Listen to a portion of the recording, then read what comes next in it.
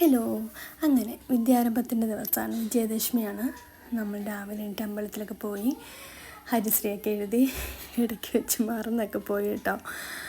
പിന്നെ അതൊക്കെ എഴുതി നമ്മൾ ചിലങ്കയൊക്കെ പൂജ വെച്ചായിരുന്നു. അപ്പം അതൊക്കെ എടുത്ത് നല്ലൊരു സന്തോഷമുള്ളൊരു ദിവസമായിരുന്നു. നല്ലൊരു പോസിറ്റീവ് വൈബും നല്ലൊരു ഫീലിംഗ് ആയിരുന്നു. മനസ്സിൽ നിറച്ച് സന്തോഷമായിരുന്നു. And there could be something more. വഴിയേ പറയാം, വേറൊരു കാര്യം കൂടെ ഉണ്ട്.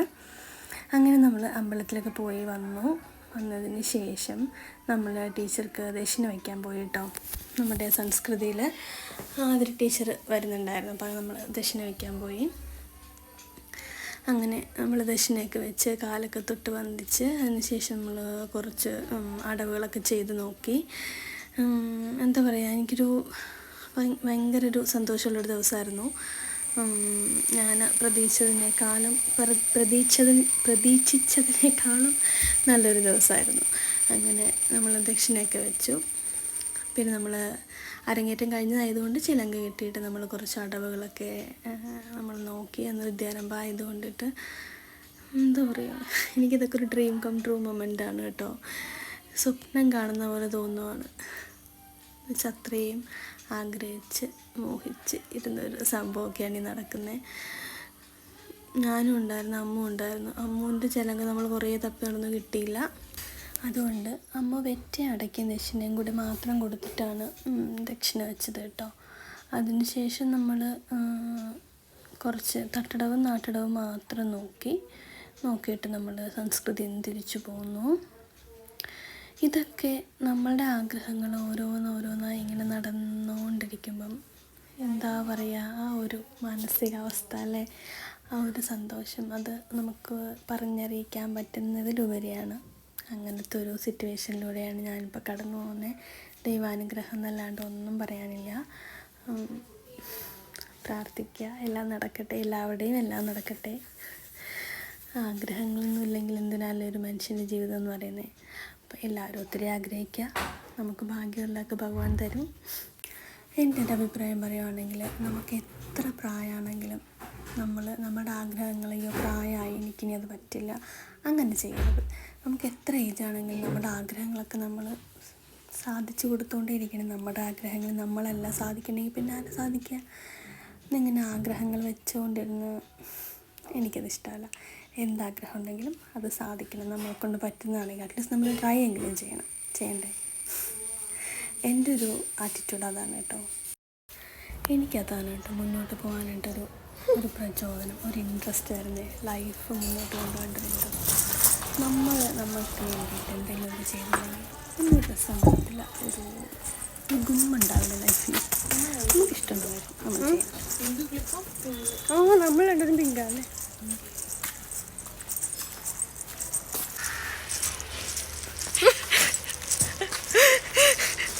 പക്ഷെ നല്ല ഭംഗിയുണ്ടമ്മ. ചിറ്റയുടെ പിങ്ക് ഇതിൻ്റെ കൂടെ ചെയ്യുന്നുണ്ടോ? നീ ഇതെവിടുന്ന് വെച്ച്? ഞാനതൊക്കെ ചിറ്റ് അറിയാതെ നീസായിട്ട്. അതെവിടുന്ന് വെച്ചിപ്പോ? മറ്റേ നമ്മുടെ ഒരു സുഖമില്ലാന്ന് പറഞ്ഞില്ല, വഴി സുഖമില്ലാന്ന് പറഞ്ഞില്ലേ, അപ്പൊ ഞാൻ ആ വഴി വെച്ചിട്ട്.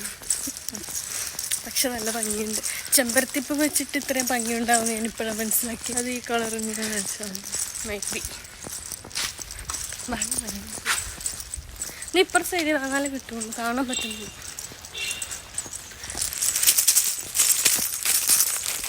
ചിലക്കിടച്ചേട്ടോ. ഇത് കൊള്ളാമോ? നീ കണ്ട വീട്ടിൽ നിന്നൊക്കെ പൂ പിച്ചിക്കൊണ്ടിരുന്നവർ നിന്റെ പുറകെ വരും കേട്ടോ. നീ ശരിക്കും വയ്ക്കും. വേണ്ട, ചെവിയുടെ ഇടയിൽ വയ്ക്കാം. അങ്ങനെ ഇങ്ങനെ ഇരിക്കാൻ. പക്ഷെ അവിടുത്തെ ആ സാധനം ഒടിഞ്ഞു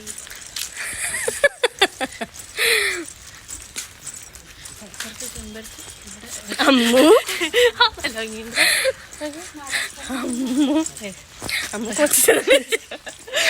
എടുക്കും.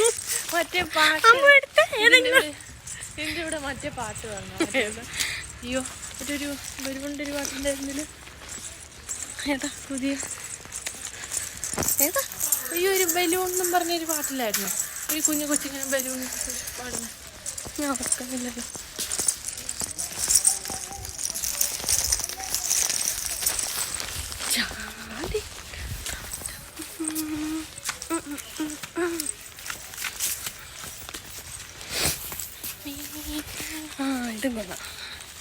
എല്ലായിടത്തും ഇങ്ങനെ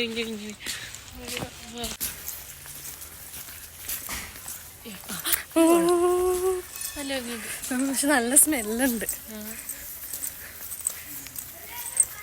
ദൂരം പോവാ. പിള്ളേരല്ലേ നിന്റെ ഇല്ല എന്റെ കയ്യിൽ പറയടാ. കൊച്ചുവാന്റെ കൺവെച്ച് വെടി വയ്ക്കും. ധൈര്യം ഉണ്ടെന്നീ പറയണ. വിളിക്കുന്നു.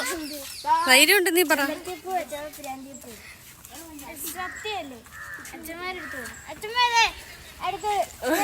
ഒരു പപ്പു വരുന്നു. കാടും ചെടിയെല്ലാം പറിച്ച് ഉത്സവപ്പറമ്പിൽ പോയിട്ട് വരാം. അച്ഛമ്മയുടെ എക്സ്പ്രഷൻ പറ.